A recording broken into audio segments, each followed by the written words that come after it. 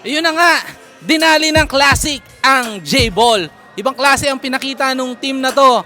Dahil sa simula pa lang, talagang di kita na laban hanggang sa huli.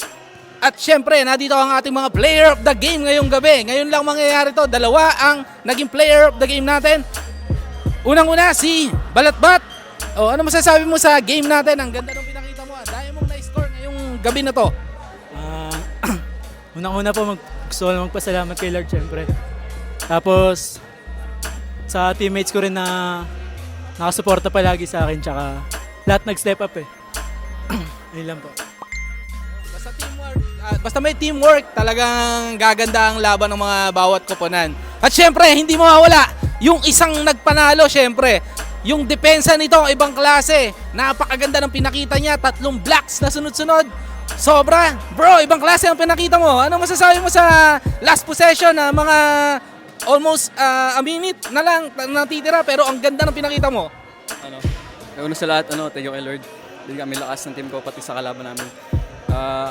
Alam ko lang yung role ko sa team, kumbaga sila na umi-score, kumbaga pinunang ko lang kung ano yung kulang nila sa loob. So buti naman nag-pay off yung hard work namin. Yun.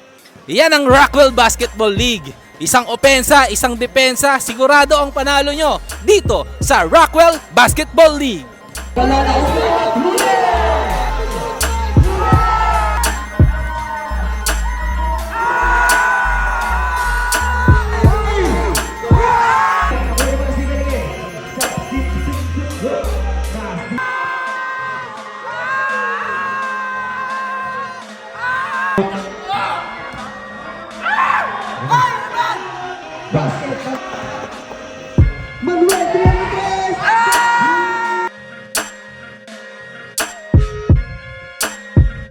Dipindi si Doc, balakbak.